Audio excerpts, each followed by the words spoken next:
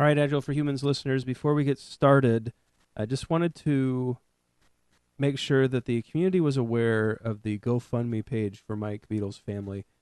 Some of you may already know that Mike Beadle was murdered in downtown Chicago this past weekend. He leaves behind his wife and 6 kids.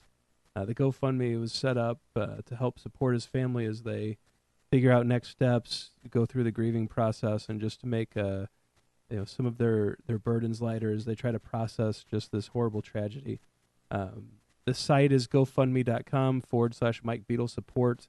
The link is in the show notes, and would just encourage everyone who's able to please show support to Mike's family during this time. Just condolences and prayers and support go out to them, and if we can support them as a community, if you're able to do that, that would just be wonderful. Very tragic event, and normally we do the music and some kind of intro. I think we're just going to pass on a lot of that this week and just go into the conversation. I do want to say thank you to our new patron, Alice Ostraco.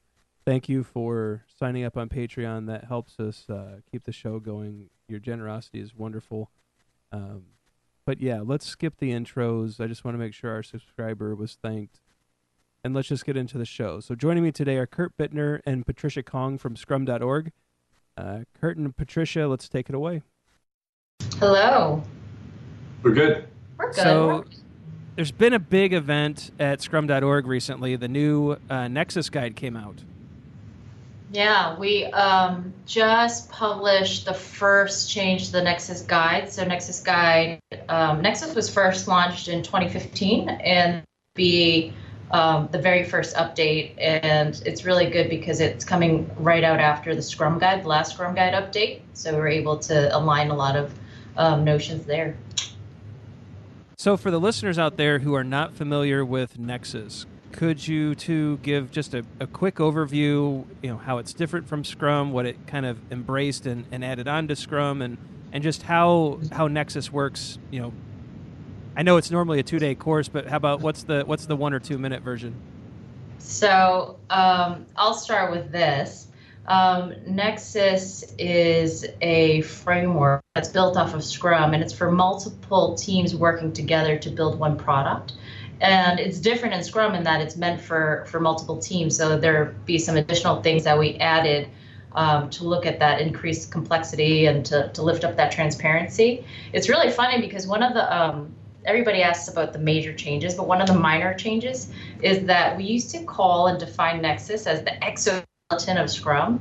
And a presentation, I'm showing a picture, but what that was intended to mean was that it was something that could be put over multiple Scrum teams working together and be a barrier to strengthen them, but also protect them. And now we have a much more normal definition, was that it's a connection, which is the real definition of Nexus, the connection of people and teams working together. And that's it. Did I miss anything, Kurt?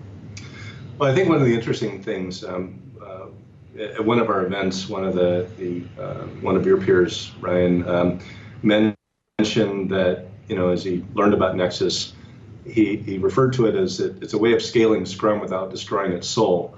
And I think that's an interesting way to think about it, is that many times when people try to scale, they think that it has to become big, it has to become sort of heavyweight, it maybe has to become a bit more sort of top-down. And the intent of Nexus is to keep all the good things about Scrum, all of the things related to self-organizing teams and improving collaboration, and provide a very minimal layer on top of that to just deal with the cross-team dependencies and the challenges that come up when you have multiple teams working on one product. So I like to think of Scrum as that it's the minimum set of things that you need to do to really do Agile well. And Nexus is sort of the same way. It's the minimum set of things that you need to do Scrum well in a multi-team environment.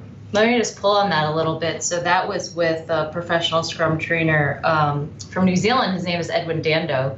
And we had been talking about Nexus, and it actually brought me back when he said, this is scaling without crushing the soul. We're Agilists. This is about the bottom-up intelligence that's needed.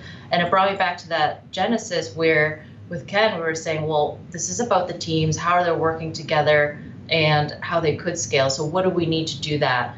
And it's one of the longest and worst hashtags, but we have hashtag scaled Scrum is still Scrum, and it's exactly that. It's that notion there. It is a pretty big hashtag, but I like it. So normally I will not have a discussion about scaling Agile or scaling Scrum on the podcast, and because all the frameworks everything just gets so large and convoluted. What draw me into Nexus is that we're trying to decouple and shrink the problem.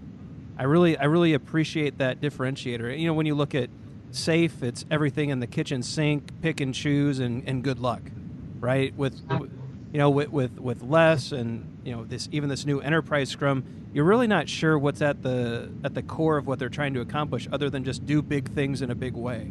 And what I really like is how Nexus says, let's just focus on the teams. Let's figure out how to decouple. Let's figure out how to really prioritize. Let's figure out how to really support all these teams working, get the problems out of this complex space back to simple, as small as possible, and still deliver. And you guys carried through. I think that comment about maintaining the soul of Scrum is so appropriate, because that's all what Scrum is. We're taking complex things, we're trying to move them back to the complicated space, get them built, get them shipped, get the feedback, and continue building incrementally. I don't know how you do that with any other scaling framework, so it is really neat that carried through. I mean, is that fair, or have I totally misrepresented what we're after? I think that's actually really fair and very well said, so thank you. I guess we've been doing something correctly. But it's almost like the message is, hey, if you need to, actually don't scale. What do you need to do before you scale? And be really careful of what you're trying to scale. If you really want to have that conversation about scaling, what is it that you're actually trying to scale? Because if you don't have something good, it's like taking, something bad, putting it in front of a fan and just blowing it, right? So it's really that notion, and the Scrum.org message is don't scale if you don't have to. And then this is about the teams, right? It isn't about, oh, we want to scale and that's a fad and we're going to tell the teams what to do. They need to do this now. This is about organically, how are we growing? And as a matter of fact, I was talking to Ken Schwaber probably a couple months back, and he asked me, Trish, has anybody said that this doesn't seem too new? And I said, yeah. And it's because organically what we did was, if you're doing Scrum well and you're using Scrum well, you need to scale. This is what it's going to look like, and it's going to feel the same. And that's what you want to keep. A lot of people get into the whole notion of Scrum zombies. And when I did a talk about, scaling Scrum without crushing its souls, what I showed as a Scrum zombie was just a really smart person who was like, I'm not going to do this. I'm unengaged. And this is really about the connection between people, which is what we needed what we think is important, and binding people together, binding teams, and then thinking about how do you break up stuff to remove dependencies. One thing I think people make some mistakes when especially if they've got an existing project or program and it's very large, and they think, well, I've got, hundreds, maybe, even thousands of people working on this. So, I need to basically figure out how to manage thousands of people on this single program. And as Patricia was saying, that the first thing that you need to do is basically scale down, not assume that you need thousands of people, but rather work organically from the bottom up. Start developing a cadence, do all the things that you need to do in Scrum, do that well, and then gradually add teams and people as you need to scale up, and watch for the dependencies as you go along. Do other things that you need to do in Scrum, like helping to remove impediments. You still need to do that in Nexus as well.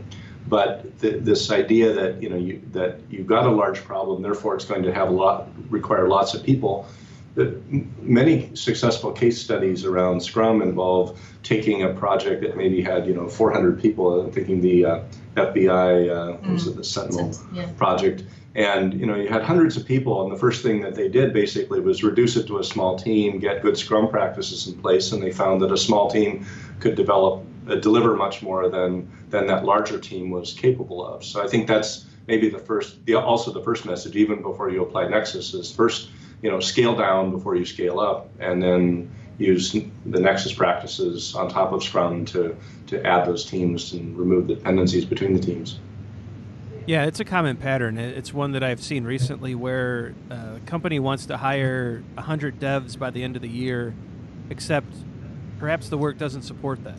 And so it's typically the cart before the horse, I think, is kind of the pattern you're talking about, is we think we need hundreds of people to build these big things, but so often I've seen where, first of all, trying to hire 100 devs in a major city is difficult and very expensive. And so in the meantime, you have a team of 8 people who are just crushing the product backlog. They're hitting their sprint goals. They're delighting their product owner and their customers. And at some point, you just realize, yeah, we need to add another team to support this suite of tools, but we didn't need 100. And as long as we manage those dependencies, we can actually continue with 2 or 3 teams and be very effective. I know I see that pattern fairly frequently. Is this really the pattern that we're working against as we bring Nexus into the market and into companies? All right, so before Patricia and Kurt answer that question, I want to tell you about this show's sponsor, TechWell. So the development industry is changing, and we are constantly facing new challenges, pressures, and opportunities in the Agile arena. In fact, the increased demand may have you asking, how do I keep up with it all? Learn how at Agile Dev West, taking place June 3rd through the 8th in Las Vegas, Nevada.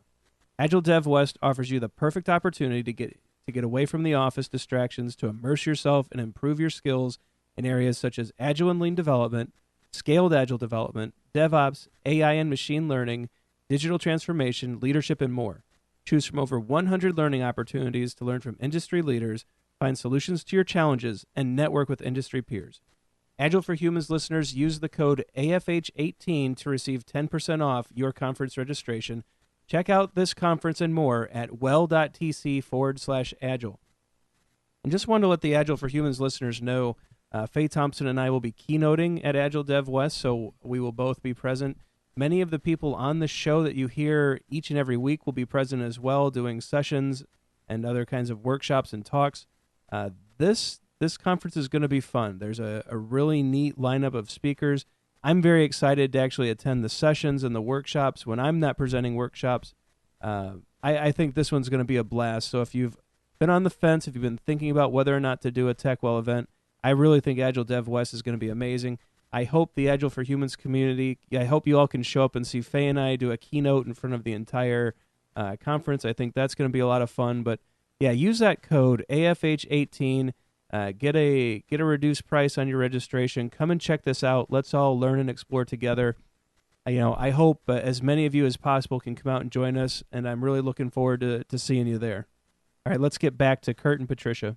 Well, I think there are certainly preconceptions about what scaling means, and one of the things that we run into a lot is that an organization will say, well, we think Agile is a good thing. We've had some good success with Scrum. Now we want to roll it out everywhere.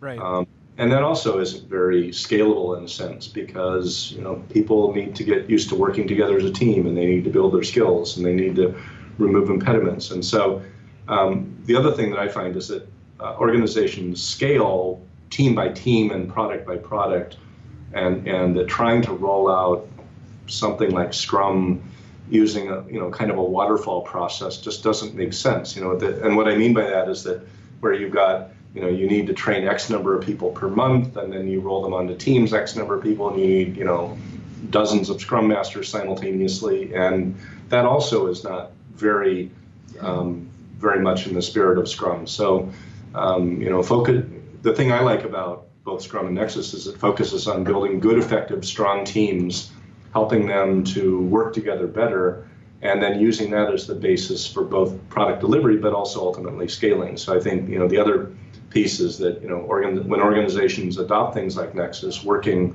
more organically and continually focusing on building good, strong, cross-functional teams that are empowered is really the important thing. That's where you get the productivity, not by checking off the box that you've sort of spun up X number of teams and they're all sort of launched and ready to go, because your point about you can't hire 100 developers overnight, and you also can't basically enable that hundreds or dozens of teams overnight. It's everybody has a different adoption rate and progress, and you have to respect that. Yeah, I mean the opposite of this notion of the alternate notion of scaled Scrum is still Scrum is what Kurt's saying is don't use waterfall to scale Agile, right? So it's that notion that's in there, and I've definitely seen with Nexus different scenarios, and it's hey, let's start. We're going to start small, and we're going to do this really well, and that works, right? Building that solid ground. And you've seen other teams, it's just they have that. That's what their situation with the organization is. They have several teams, and they've been using Scrum, and now they're going to use Nexus, and they face different problems like, what's our product? How are we going to do this? And they have to get through that, and that's with good practices. But it's interesting. It's just, in the end, it's almost do what works, and Agile isn't the goal, Nexus isn't the goal. It's delivering and delighting your customers, delivering value to your customers, and that's where we have been talking a lot about measurement, but that's for another day. So along with aligning to the new Scrum Guide, and listeners will remember we had Dave West on a few episodes ago to tell us about the Scrum Guide updates, which were somewhat significant. I think it expanded the role of Scrum outside of software, or it at least made that more explicit. We added a continuous improvement item from the sprint retrospective back to the product backlog. We made the 3 questions in the daily Scrum optional explicitly, right? Instead of the legalist view of the Scrum Guide was thou shalt answer the questions and do it for every person, and now it's more free form and optional.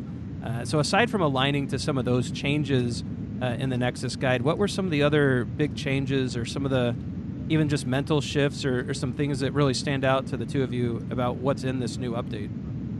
So in general, the big theme that we followed with the Scrum Guide, and it was in there in general for the Nexus Guide, was around the notion of continuous improvement. So there are slight things that are in there. But I would say the 2 things really were very much around, so clarification, it's the first update. And the first thing we needed to just add a little bit more around was around the new role of the Nexus integration team. And then just the notion of, actually 2 more things, was this notion of lifting transparency. Transparency is so important at scale. It's important in general, but even at scale. And then the notion of us adding the Creative Commons license. So we wanted to make this open to everybody in the world. It was already offered free on our website, but adding that license is saying, hey, we are sharing this with the whole world, and everybody can reuse its content. So that's truly in line with us trying to follow our mission at Scrum.org, which is improving the profession of software delivery. So the notion of the Nexus integration team, we always joke about. It's one of those names that we're obviously very poor at choosing names, because the key things to remember about the Nexus integration team is that, first of all, it's not really a team, and the second thing is that it doesn't do integration. And what we mean by that is that most of the people on the Nexus integration team are really full-time members of the Scrum teams, and the Nexus integration team isn't responsible for integrating the product that the Scrum teams produce, but rather it's accountable for the overall delivery of the Nexus. And so most of the time, the Scrum teams are going to do the integration work, and everything just works normally. So when everything's running perfectly, the Nexus integration team is kind of this thing that sits in the background. It's really more conceptual. Got the product owner in the Nexus integration team and a Scrum master for the Nexus, but otherwise the members are mostly virtual. But when the Scrum teams aren't able to deliver a working increment, then it can be difficult sometimes for those Scrum teams to really collaborate effectively. Sometimes it's the very collaboration between the teams that's preventing them from delivering working software or working product. And so then these people who were on the Scrum teams, who were part of the Nexus integration team, then essentially then form together. Think about they're kind of they understand the issues from a bottom-up standpoint, and they then help the rest of the Scrum teams resolve whatever issues are there. And so it's in a sense a team that comes into being or really becomes visible when things are going badly, and when the Nexus needs some help in correcting. And so that's one of the major misconceptions that we sometimes hear people who just hear the term Nexus integration team object to that and say, well, that sounds like there's the big team of the big brains, and they're going to kind of keep everybody in line. And that's not it at all. It's really more of a way of using bottom-up intelligence to self-organize around solving that problem, but in a way that's more structured than just saying, well, people on the Scrum teams are just going to get together and do the right thing, because sometimes they can't, and you need a way of breaking through that. All right, so the intent of the Nexus integration team is to have that accountability, and it's, somebody, if it was, we get in the time machine, maybe we would call it the Nexus enablement team, but it's that notion of integration was so important, and maybe it's just about integrating the team. So they're not actually doing the work, and but they're really just driving the focus on integration for the entire Nexus, right? So they're representatives from the different teams. They're comprised of the right people. I wouldn't expect that it's all Scrum Masters or anything like that. And they're there to help coach and guide. Almost, some people might bend and say it's almost like the Scrum Master to Scrum. That's what the Nexus integration team is to Nexus. But there's two things: is to drive accountability for the entire Nexus, and also to make sure that bottom-up intelligence is there. So in addition to it not being an integration team, it is also not a management team, which could be the other misconception. There's no authority in that sense, but it's very much a we are them, they are us. How do we work together as a Nexus? It's a good clarification. The name is interesting. It's an integration of the teams across the entire product. It's a way to increase and bring transparency, or actually it feels like it enables and ensures or preserves transparency. And so naming aside, certainly a necessary function, and thanks for that deep dive on it, because I think that is one of those contentious points. Even in some of our face-to-faces as PSTs, people still bring up the NIT and how that works, and there's a lot of confusion. So I appreciate you walking through that, and hopefully we've dispelled another Scrum myth with that. Alongside of the updated Nexus guide came a book. So you're now, I don't know if you were before, Patricia, but you're now a published author along with Kurt and Dave with the Nexus framework for scaling Scrum. It's from Addison Wesley. It's part of a new series from Scrum.org. It's the Professional Scrum series. Now, that's a huge accomplishment. I'm actually just starting the process of doing a book with the Pragmatic Programmers, and I'm at page 1, and you've completed, and I think I'd rather be where you're sitting, because I'm starting to learn the crazy journey of writing a book. But congratulations, first and foremost, to the two of you, and what can you tell us about this book? Awesome, thank you. So if I hit it first, it is my first book. So 2017, I tweeted this actually. I wrote a book. 2018, I'm going to learn how to swim.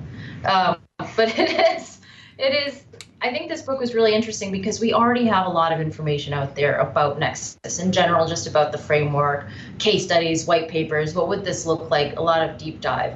And so Kurt and I, when we were thinking, and especially Kurt had a great idea, is let's weave some a case study into this. And what are those challenges that organizations face when they're thinking about scaling? And what would that look? And what are the good decisions and bad decisions? And so how would they start to adopt Nexus? And then actually, in addition to that, what other kind of practices would they adopt to help them succeed? So I'll let Kurt get into it more, but it's definitely a really nicely woven story with the theory of Nexus, talking about Scrum, additional practices that people can use and pick up. And it just hits everything. It hits everything from, scaling crap to distributed teams to so many dysfunctions in there. Mm-hmm. Yeah, that was, we did have this challenge because the Nexus guide is out there. It is comprehensive. There's not anything left out of it, but it's also written in a very declarative style. So it almost not quite like a legal document, but it's very declarative. It says this is what a Nexus integration team is. This is how it's composed, etc. So what's left missing from the Nexus guide is really examples of how to apply the ideas. And so we came up with this idea of having a case study of a team or a small company delivering a product, and they start off as one team. They get through sort of a prototype. That looks good. They get some additional funding. They want to take the product to market faster, so they need to hire more people and add more teams. And then as they grow, they start to run into these complexities. They try just an informal scrum of scrums first, and then they found some problems with that. And then gradually they learn, they apply some Nexus ideas, and then they run into some other problems. And it wasn't necessarily meant as a compliment, but one of the reviewers of the book, another PST, commented that, well, the team in this book is just making all the mistakes everybody always makes, and can't you just tell them, describe how to do it right? But we actually wanted to show the common errors that people make, and first of all, show that you can recover from those. If you stumble at first and you don't achieve what you want, you learn. We always talk about inspect and adapt. So you learn, you improve, and to show how the concepts of Nexus can help a team overcome those problems, overcome the scaling problems. And so it was not necessary to illustrate them having the problem and then show how Nexus can do it. So I like the way that it worked out with, we've got case study interspersed with commentary on how the practices and techniques in Nexus help to solve specific problems. And as Patricia mentioned, we've got everything in there from mixed hardware and software to distributed teams to, different time zones and all the problems that come out of that. Teams actually working for different companies. We've got outsourcing kinds of and cross-company collaboration issues. And yet the book is nice and compact. It's about 150 pages, so we kept it nice and concise. Somehow we kept it short. And you can read it in an evening or on a train or on an airplane or something like that. And what I hope it will do is give people some ideas on how to apply Nexus and how Nexus could help them in the problems that they're solving. Even if they're not using all of Nexus, they might find some parts of it that are beneficial, and then over time they might use more. Yeah, and it's kind of the inspiration for that too is also in our 2-day course that we have, where I asked that course be like a case study. So it's experiential, and the fact that you come in and in our workshop we say, hey, all right, what are we going to do, and what does Nexus sprint planning feel like? How would we do cross-team refinement? How would we do a scaled retrospective? How do you form a Nexus integration team? How do you form a Nexus? And it's all that experience, the how, because like we said, the Nexus guide goes into the what, and this kind of hits the how, which I hope is helpful for the community out there. Yeah, certainly a valuable guide to anyone looking to scale their Scrum practices, and hopefully they go out and pick up the book. There will be links in the show notes to the book where you can pick it up on Amazon. Or is there a better place to buy it? Anywhere you can find it, I think. Anywhere you can find it. So, all right, so we'll point to Amazon. So we'll get the links in there. We'll highlight the book to the listeners because it is, I think it's a different take on scaling that perhaps many of you have not seen before. And, hopefully this conversation has at least sparked some interest and you'll check it out. At 150 pages, I'll certainly I think we have copies setting out to the PSTs on the way. If not, I'll pick one up and read it on the train and check it out. So very exciting stuff. Congratulations again on getting the book published. Congratulations on the new Nexus guide coming out. I know those are both very complicated and fun, but ultimately worthwhile journeys. When I think about all of that work you've done in this space, and especially, Ken Schwaber did the forward to this book. I know he's still involved in the Scrum guide and the Nexus guide. Can you share just what it's like to work with Ken collaboratively on these efforts? He's co-creator of Scrum, considered to be a genius in our community, has really done a lot for many people's careers. Just curious, the day-to-day or the interactions, if you have anything to share about just collaborating with Ken and what kind of experience that's been. I think the most valuable thing for me is that Ken is incredibly insightful and also has this sort of really fantastic ability to immediately find the flaws in whatever you're working on and pull it out and so basically that transparency and that this inspecting and adapting is not just sort of a mantra, it's sort of more of a way of life, and so Ken really embodies that and challenges you to do your best and to really be clear about things, and so that's sort sort of an incredible both motivation and also an example. Yeah, I've been lucky enough to work with Ken for 5 or 6 years, and have a personal relationship with him, and I think I adore him, and he's very funny, he's fun, he is very focused, and he's just like an ultimate Jedi, what Kurt was saying in general. And I emailed him the other day and said, hey, my car is kind of falling apart. When should I buy a new car? Because he used to be an auto mechanic.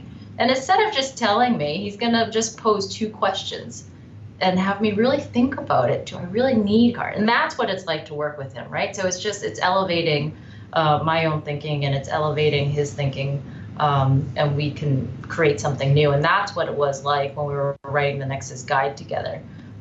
He certainly, obviously for him, the Scrum guide was very important, but he certainly trusts us in many different facets, but he's very strong at vision, focus, and it's just been a pleasure. Roller coaster, but pleasure. Very good. So at this point of the show, I'd like to open it up to the 2 of you to promote anything that's going on with Scrum.org, if there's any upcoming courses. I know people will want to check out Nexus and Scaled Scrum, and anything that you'd like to share with the Agile for Humans community. It's all fair game. And also, well, not everything. We set some limits with Patricia before the show. So not everything. We have to do a late night Agile for Humans. We should do Yes, we should do Agile for Humans after dark. Ryan, is the Patriots, the Super Bowl, up for discussion? Yes, you can bring that up if you like, but since I live in Indiana and that's the home of the Colts, it might get interesting. But no, that's fair. So you can bring up the Patriots. Congratulations. I hope Philadelphia wins. And other than that, how can they continue the conversation with you? Twitter, LinkedIn, things like that. So the floor is yours for you 2 to share, and can't wait to see what you come up with. So I'll start. Several things that I'll try to be clear about is the Nexus guide, the update. It's already up. It's on the Scrum.org website. So that's the updated Nexus guide. You can read that there. There's a lot of different, it's like an information radiator on that page. So there's a lot of case studies, white papers, etc. We do have an upcoming class, the 2-day workshop that I talked about, Scaled Professional Scrum, where you walk through what does it feel like to be a Nexus, how would you start it. I suggest you come if you're if you have several teams, bring people that are in your team, because that's the best way to transfer the knowledge, is to not have to transfer it at all. So that is in March in Boston website. So there's a class up there. I think Kurt, Dave, and I will be here. So if people bring their books, we'll sign them. I don't know if that'll make it more valuable or not. Probably won't. So that's there. And we have several classes that are listed on the Scrum.org website. If you have any questions, I'm on Twitter, pmoonk88, just Chinese people like that number. And hand it over to you. Yeah, the only thing I have to add is that we're also doing a Scale Professional Scrum. Steve Porter and I are doing a Scale Professional Scrum class at the Agile India event, March 10th through 12th. So if any of your community members are in India and are going to be in Bangalore or Bengaluru, then we'll have that there. We're also doing a Train the Trainer on the 3rd day. So if there's any PSTs out there that are listening who are interested in becoming trainers for the SPS course, then we'll have that.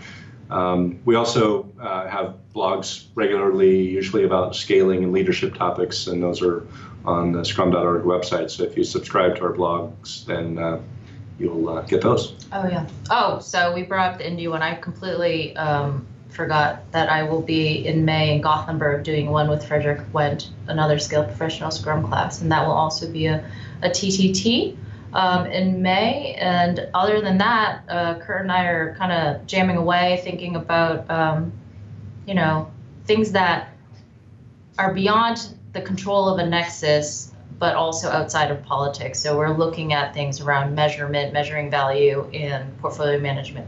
So we're doing some development on that right now. Very good. So we'll get links in the show notes to upcoming courses. I'll check the scrum.org site and get some links out for there. I was just talking about our global reach with another person on a call earlier today. We do actually have a growing listener base in India. It's pretty amazing. It's predominantly a U.S. podcast, but we are starting to get a significant portion of our listenership is overseas and in India, so that hopefully they've listened to this show by the time we get it out, and they're able to join you at that course. It sounds like it's going to be a good event. Yeah. Well, all right, Patricia and Kurt, thank you again for doing the show. Really enjoyed hearing about the new things with Nexus. Congratulations again on the book. I think the only thing left to say is go Eagles. Go Pats. Go Pats. No, and in all seriousness, if the Patriots win this one, it's got to be the greatest dynasty in NFL history. So we'll see how that goes, but it's really amazing. I thought Jacksonville had them, but nope. You have to be up 40 points on Tom Brady before the end of the game. So surprise. If you have any questions about Nexus, anything about what we discussed today, leave them, and we'll forward those on to people who can answer them at scrum.org or some other listeners familiar with Nexus, and we'll get those answered and check those out. So, again, thanks for listening. Thanks for being there, and have a great afternoon.